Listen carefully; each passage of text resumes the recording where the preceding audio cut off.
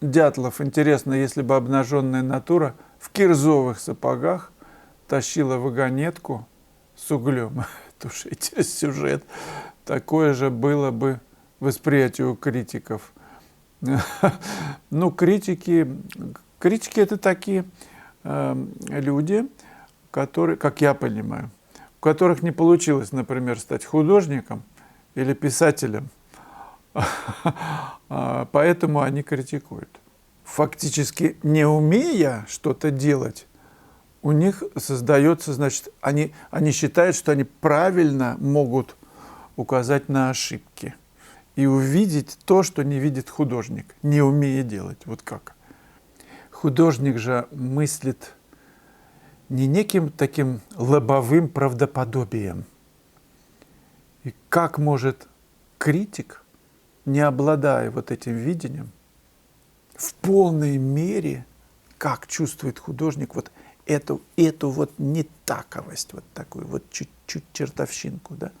В любом случае, как мне кажется, это будет недостаточно углубленный, несколько поверхностный взгляд, ну, в критиканстве таком, в критике, да, любого произведения, недостаточно углубленный взгляд на вещи, и его оценки будут проигрышными по сравнению с тем, что вложил художник.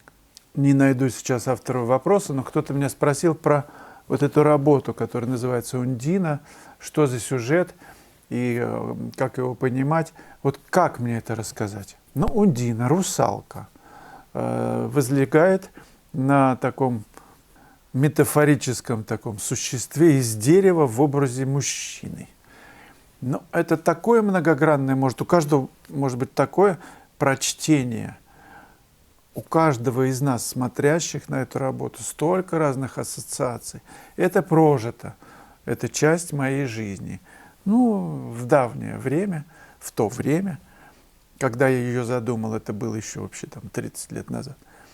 И я умышленно не могу просто рассказывать о сюжете, потому что каждый, кто подойдет к этой работе или к другой, да, он будет наполнен своими переживаниями.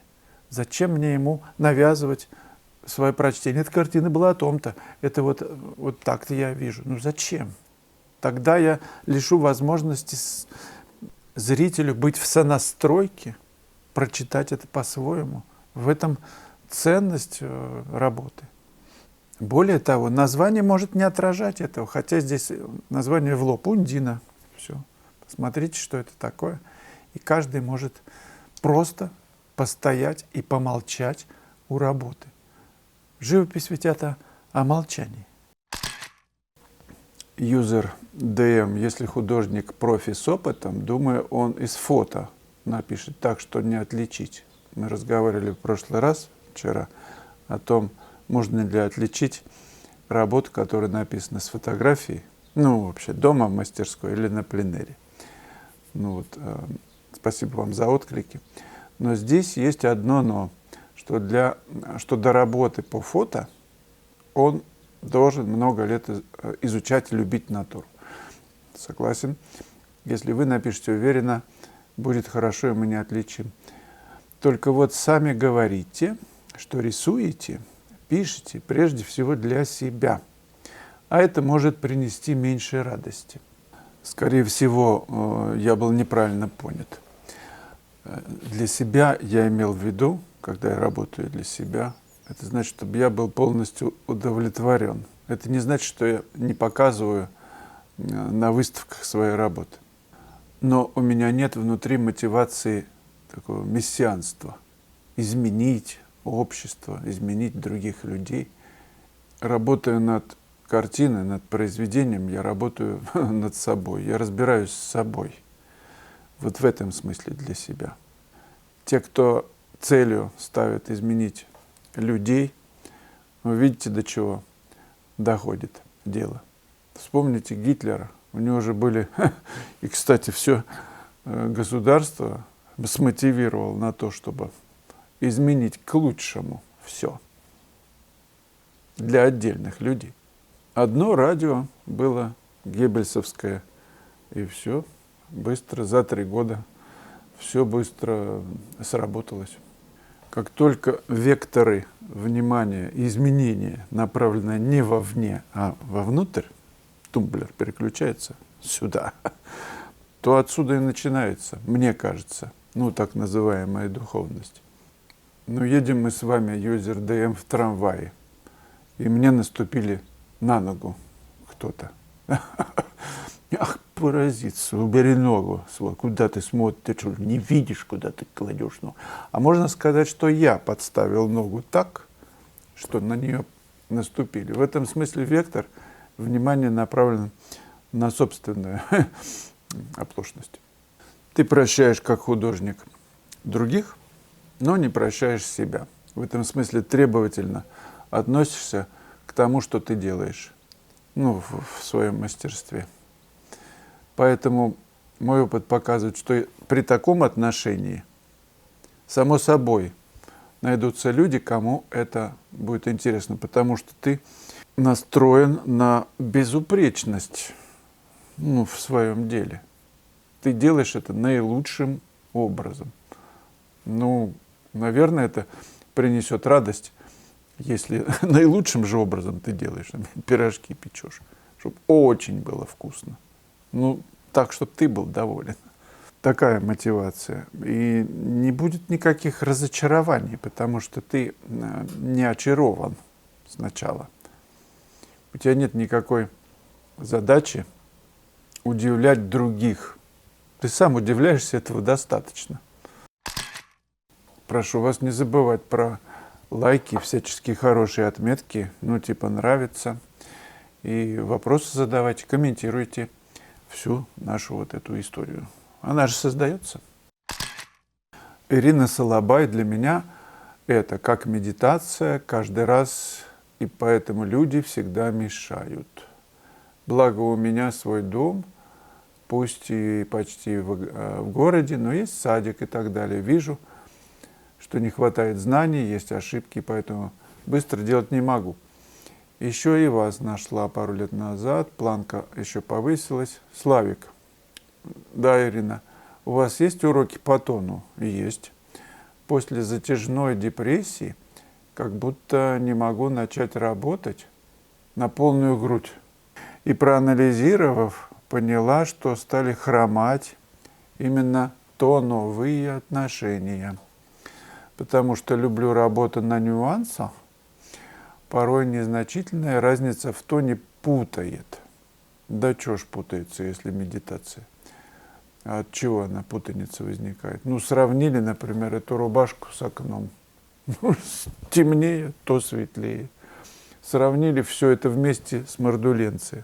Она темнее, чем рубашка, и уж темнее, чем все такое. А светлее, чем там задняя картина на заднем плане. И темнее, чем эта там стена.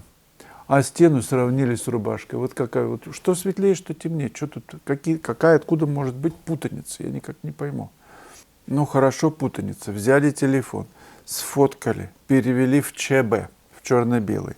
И там четко увидите разницу в тоне. Потом прищурились, сравнили. В конце концов, глаз настроится на это сравнение постоянное. Мы только это и сравниваем. Большими массами. Не обращайте внимания на какие-то там темности, какие-то, есть же есть средний тон, короче говоря. Смотрите на средний тон на средний тон стены. Сложно, я согласен, отношения. Но видно же, что рубашка чуть светлее, чем стена. Сравнили, заложили, оттолкнулись от светлого. Взяли окно, самое светлое, проложили. Что самое темное в этом сюжете? Смотрите, что. Наверное, здесь. Проложили. Я просто сейчас не очень вижу. Вам-то виднее. Может, там светильник. Все, у вас появляется такой рейндж, такой диапазон, в котором вы начинаете дальше идти. И постепенно, оттолкнувшись от самого светлого, идете, набираете эту силу. И все, по-моему, все очень просто. Знаю, что на словах. Знаю, что когда начинаешь работать, тут все вылезает и все путаница возникает. Это вопрос практики. Потом не торопитесь делать там гигантские какие-то сложные проекты. Я имею в виду, когда все наворочено, очень много каких-то тональных, очень сложных связей. Возьмите простые вещи, вот с простого все. Ну, я не знаю, яблоко положите, лимон, просто отражение на столе. Задний план. Вот чтобы было раз, два, три, четыре там тона. Ну и все. Вот просто потренируйтесь на каких-то простых таких натюрмортах, может быть. А потом научитесь все, что вы видите, сводить вот к этим большим массам, пятнам. Там, 5, 6, 7, 8. А потом уже смотрите, где выпендриться, где главное. Ну, там и выкаблучиваетесь, там вывязываете вот какую-то брошку на этом свитере, вот этом лепне. А остальное все простой вязкой, крючком. Все просто. А где-то выпендрешь, сделайте один такой. И это будет центр композиции, а все остальное подчиняйте. Вообще, все на самом деле гениально и просто. Это просто нужно систематизировать к этому, привыкнуть, что ли. Да, вы спрашивали о тоне. Да? Вот 53-й урок «Тон в живописи пейзажа». Посмотрите, пожалуйста, его прям вот обязательно. 53-й урок «Тон в живописи пейзажа». Урок теоретический, базовый. На многочисленных примерах показано, как научиться видеть тон. Не как писать, а как видеть, как сравнивать. И что конкретно сравнивать. Каждый художник уверен, что он видит тон. Но почему тогда одна картина волшебная, и художник это чувствует, а другая, третья, десятая, никак, не заходит? Значит, что-то не так. Этот урок о том, как разобраться в этом сложном деле. 53-й урок «Тон в живописи пейзажа». Потом внимательно смотрите уроки, где я пишу. Такие практические. Это теоретический урок, он очень важный. А в практических уроках я все время, в каждом уроке, каждый урок посвящен тону, правда? Это же основа. Поэтому я просто показываю в каждом уроке, как идет метод сравнения, что с чем и почему.